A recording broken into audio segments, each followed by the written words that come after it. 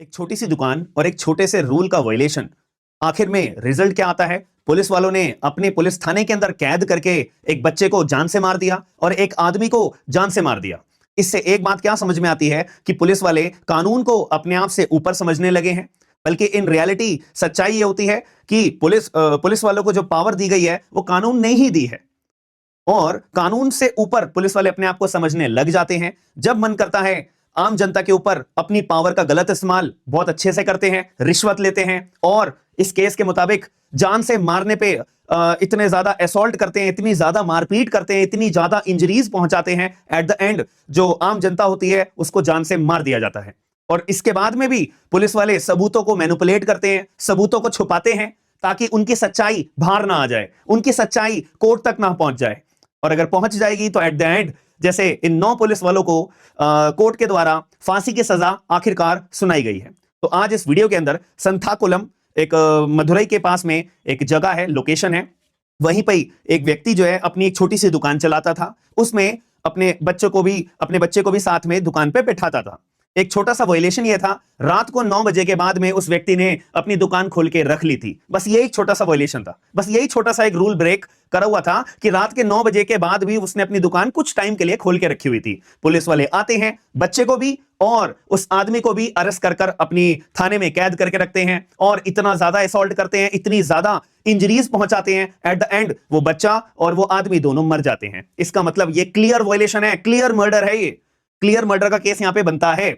और जब मामला स्टार्टिंग में तो पुलिस वालों के पास में आता है इन्वेस्टिगेशन के लिए। एक बात बताओ, मैं अपराध करूं और इन्वेस्टिगेशन जो है उस अपराध की मेरे घर वाले ही कर रहे हैं, तो ये कितनी अजीब बात होगी।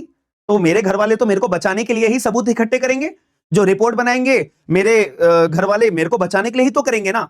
ऐसे ही कस्टोडियल डेथ मारा पुलिस ने और पुलिस वाले ही इन्वेस्टिगेशन कर रहे हैं, कितनी अजीब बात है। तो इसीलिए जब हाई कोर्ट के पास मामला गया था तो हाई कोर्ट ने इस मामले को सो मोटो लेते हुए जो केस था पुलिस से छीनकर सीबीआई को ट्रांसफर कर दिया था। तो सीबीआई के पास जब मामला आया तो सीबीआई ने अपना चार्जशीट के अंदर, ये पूरा ऑफिशियल जजमेंट है, हालांकि ये जजमेंट की कॉपी मैं आपको इसलिए नहीं दिखा रहा हूं क्योंकि ये पूरी की पूरी तमिल लैंग्वेज के अंदर ये पूरा जजमेंट है, 683 पेजेस का ऑफिशियल जजमेंट है। ठीक है, इसका पेज नंबर 5 के ऊपर जरा सा नजर आप अगर देखोगे, मैं आपको ये दिखाना चाहता हूं कि कितने सारे चार्जेस पुलिस के ऊपर लगाए गए हैं। ठीक है, पेज नंबर 5 पे आ जाती है, 4 पेज नंबर है। ठीक है, देखो कौन कौन सी धाराएं लगी हुई हैं। एक तो पुलिस वालों के ऊपर, 9 पुलिस वालों के ऊपर लगी है 302 की धारा, 342 की धारा, 201 ये मर्डर की धारा होती है, ये रॉन्गफुल कन्फाइनमेंट कि पुलिस वालों ने इलीगल तरीके से 2 बंदों को कैद करके रखा हुआ है। जैसे कि आप कहीं जा रहे हो, मैंने आपको पकड़ के कमरे में बंद कर दिया तो मेरे ऊपर रॉन्गफुल कन्फाइनमेंट का चार्ज लगता है, याद रखना। ये 201 सबूतों के साथ छेड़छाड़ करना। ठीक है, 182, 193, 211, 218, 34 तो लगना ही था। ठीक है, तो ये सब आईपीसी की धाराएं हैं। आज के हिसाब से अगर मैं बात करूं, भारतीय न्याय संहिता की धाराएं लगती हैं। ठीक है, अपराध सेम है और भी बहुत सारी धाराएं पुलिस वालों के खिलाफ कोर्ट के अंदर दर्ज करी गई थी और कोर्ट ने चार्ज फ्रेम करते हुए ये सारी धाराएं लगाई हैं। तो फाइनली अगर मैं बात करूं, सारे फैक्ट्स मैंने बता दिए। सीबीआई के पास जब केस आया था, सीबीआई ने क्लियर शट केस ये बोल दिया था कि पुलिस वालों के द्वारा, 9 पुलिस वालों के द्वारा यहां पे कस्टोडियल डेथ करी गई है और इनको कड़ी से कड़ी सजा मिलनी चाहिए। और ऐसे केस में मदुरई के डिस्ट्रिक्ट कोर्ट के अंदर जब ये मामला आया था तो मदुरई डिस्ट्रिक्ट कोर्ट ने इसे rarest of the rare case माना। Rarest of the rare case का मतलब क्या होता है, यानी कि अगर मैं 302 की बात करूं तो 302 की धारा के तहत यहां पे या तो डेथ सेंटेंस मिलती है या उम्र कैद की सजा मिलती है आपको। अगर इसके मैं नई धारा की बात करूं तो सेक्शन नंबर 103 भारतीय न्याय संहिता की अगर मैं बात करूं, वहां पे भी यही सजा मिलती है। अब इसके अंदर एक यूनिक बात यह है कि डेथ सेंटेंस इतनी आसानी से दी नहीं जाती है। ये rarest of the rare case अगर होता है ना, तब जाके डेथ सेंटेंस मजबूरन डिस्ट्रिक्ट कोर्ट देता है, ट्रायल कोर्ट ग्रांट करता है। तो rarest of the rare case का जो कंसेप्ट है वो हमारे honourable supreme court of India ने अपने Bachan Singh versus state of Punjab के अंदर समझाया था, जो कि कस्टोडियल डेथ का भी कंसेप्ट सुप्रीम कोर्ट ने डिक्लेयर करा था। तो उन्हीं बातों को ध्यान रखते हुए ट्रायल कोर्ट ने 9 पुलिस वालों को इस मामले के अंदर फांसी की सजा सुना दी है। बट मुझे ऐसा लगता है, अगर मैं अपना पर्सनल ओपिनियन बात करूं, जब ये मामला अपील में जाएगा हाई कोर्ट के पास, ठीक है, अपील में जाएगा या सुप्रीम कोर्ट के पास जाएगा, तो हद से हद मामला शायद मैं कुछ चांसेस के बेसिस पे बात करूं तो ये डेथ सेंटेंस से कम होकर शायद उम्र कैद तक जा सकता है। बट मैं ट्रायल कोर्ट की बात करूं तो ट्रायल कोर्ट ने 9 पुलिस वालों को जो फांसी की सजा सुनाई है, साथ में 1.4 करोड़ रुपीस का फैमिली को जो आदमी था जिसकी डेथ हुई है और जो बच्चा था जिसकी डेथ हुई है, उनकी फैमिलीज को 1.40 करोड़ रुपए का, मतलब 1,40,00,000 रुपए का कंपनसेशन का ऑर्डर पास भी करा है साथ ही में कि भाई मरने से पहले पुलिस वालों तुम्हें 1,40,00,000 रुपए फैमिलीज को देने पड़ेंगे। तो अब यहां पे मैं इस केस के माध्यम से हमारे दिमाग में क्या क्लैरिटी आती है? ये आती है कि पुलिस वाले कानून से अपने आप को ऊपर समझने लगे हैं। दूसरी बात, पुलिस की अकाउंटेबिलिटी के ऊपर यहां पे सवाल क्लियर तौर पे उठाया जाता है कि भाई पुलिस से कोई सवाल जवाब नहीं कर सकता। पुलिस वाले को जब मन करेगा वो जिस व्यक्ति को उठा के कैद कर लेंगे। और एक छोटा सा रूल वायलेशन था कि मैंने दुकान 9 बजे से 9 बजे के बाद से ज्यादा खोली है।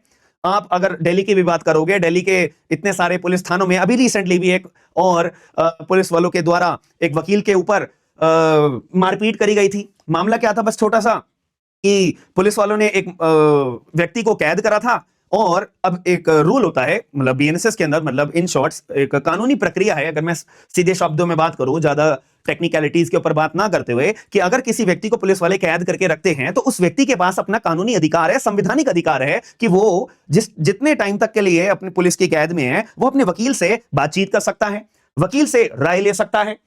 और मेरे को अगला कदम क्या करना चाहिए, अपने वकील से पूरी बातचीत कर सकता है during the period of interrogation. अब ये बात भी चलो ठीक है कि भाई पूरे इंटेरोगेशन में पुलिस वाले अपने पास वकील को नहीं खड़े होने दे सकते, लेकिन भाई एटलीस्ट मिलने तो दोगे ना। मिलने भी नहीं दिया था, सीधा धक्के मार के बाहर निकाल दिया था, हाथापाई करने लग गए थे और एरोगेंट तरीके से बात कर रहे थे, पता नहीं किस लिए। तो इसी बात को लेते हुए यहां पर एक बहुत क्लियर कट जवाब यहां पे साफ तौर पे दिखाई देता है पुलिस की अकाउंटेबिलिटी के ऊपर। अब यहां पे जब एडवोकेट्स अपना राइट पुलिस वालों को चीजें समझाते हैं, कानून समझाते हैं कि भाई आप जो है ना कानून से नीचे हो, ऊपर नहीं हो, अब ये चीज समझाते हैं तो इसमें गर्मा गर्मी हो जाती है और पुलिस वालों को लगता है कि नहीं, वकील लोग अपनी मनमानी कर रहे हैं, वकील लोग अपनी अपनी चला रहे हैं, वगैरह वगैरह। तो अब यहां पे एक एग्जाम्पल भी है जजमेंट का, बतेरे एग्जाम्पल दिल्ली के अंदर अलग अलग स्टेट्स के अंदर भी होते हैं जहां पे पुलिस वाले बहुत अच्छे तरीके से मनमानी करते हैं, रिश्वत लेते हैं और अलग अलग तरह के क्राइम्स करते हैं और ऊपर क्राइम करने के बाद भी अपने सारे के सारे सबूत भी छुपाते हैं और ये भी चाहते हैं कि इन्वेस्टिगेशन भी ना हमारा ही पुलिस वाला भी करे। तो कितनी ज्यादा यहाँ पे मैल प्रैक्टिसेस करी जाती हैं। आप लोगों का क्या एक्सपीरियंस है मुझे एक बार कमेंट बॉक्स के अंदर जरूर बताइएगा, और साथ में आपकी क्या ओपिनियन है कि यहाँ पे जो मामला है जिसमें डेथ सेंटेंस 9 पुलिस वालों को जो दी गई है वो डेथ सेंटेंस तक ही रुक जाना चाहिए या इससे कम सजा दी जानी चाहिए। जैसे मैं अपना ओपिनियन बता रहा हूं, हाई कोर्ट या सुप्रीम कोर्ट के पास जाता है तो मेरे को ऐसा लगता है डेथ सेंटेंस ना होके लाइफ इंप्रिजनमेंट तक मामला ठहर जाएगा, एक एग्जांपल सेट करने के लिए।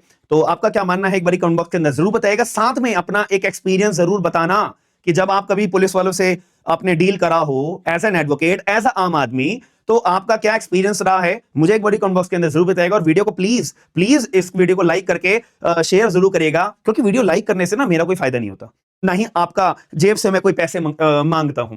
बस लाइक करने से ये होता है कि ज्यादा से ज्यादा लोगों तक ना ये जानकारी, ये अवेयरनेस पहुंचती है। मेन मुद्दा ये होता है, तो अगर आप वीडियो को लाइक और शेयर कर दोगे तो ज्यादातर लोगों तक ये बात पहुंच पाएगी, हाईलाइट हम इस मुद्दे को कर पाएंगे। मेन मुद्दा यही होता है। तो इस चैनल को सब्सक्राइब जरूर करिएगा और मैं लेटेस्ट अपडेट्स, जो जजमेंट्स होते हैं, लीगल जॉब्स होती हैं, या सारी अपडेट्स मैं आपको बताते रहता हूं। मिलते हैं नेक्स्ट वीडियो के अंदर। थैंक यू, धन्यवाद।